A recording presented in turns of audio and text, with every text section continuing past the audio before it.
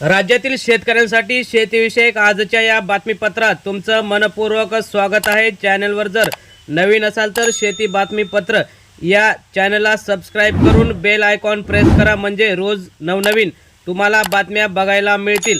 आपण महत्त्वाच्या या बातमीपत्रात सुरुवात करूया। पहिली बातमी आहे, करमाळ्यात केळी भरपाई अनुदानाच्या यादीत झाला घोळ। जिल्हा प्रमुख महेश चिवटे यांची लोकशाही दिनामध्ये तक्रार, न्याय देण्याची मागणी। हमीभावाने तुरीची नोंदणी सुरू, खरेदी अद्याप रखडलेलीच। उत्पादकता उद्दिष्ट जाहीर, निकष स्पष्ट नसल्याने संभ्रम अवस्था कायम। जीबीएस प्रसाराला कुक्कुट जबाबदार नाही, प्रयोगशाळेच्या अहवालानंतर पशुसंवर्धन विभागाचा तपासणी अंती झाला खुलासा।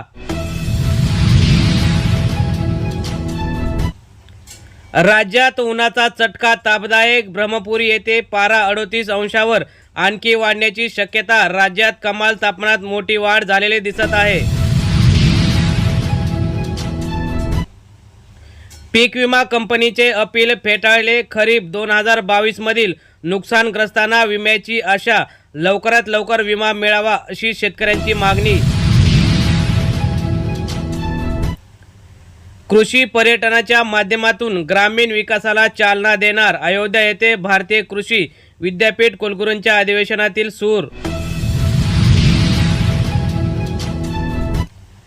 नांदेडला शुक्रवारपासून महसूल क्रीडा सांस्कृतिक स्पर्धा, महसूल मंत्री बावनकुळे यांच्या हस्ते होणार उद्घाटन, 250 सहभागी होणार।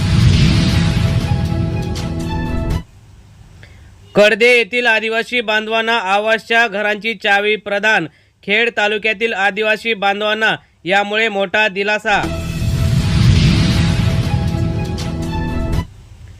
पूर्व हवेलीत 39 रोहित्रांची चोरी, रब्बी हंगामात पिकांना पाणी देण्यात शेतकऱ्यांना अडचणी, तांबे 700 रुपये किलो झाले।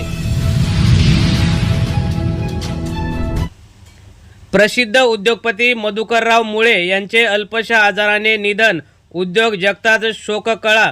छत्रपती शाहू महाराज शिक्षण संस्थेचे सदस्य सुद्धा होते। तर शेतकरी बांधवांनो, ह्या होत्या आजच्या महत्त्वाच्या अशा शेतीविषयक बातम्या। अशाच बातम्यांसाठी व्हिडिओ लाईक करून चॅनल सबस्क्राइब करा। धन्यवाद। जय जवान, जय किसान, जय महाराष्ट्र।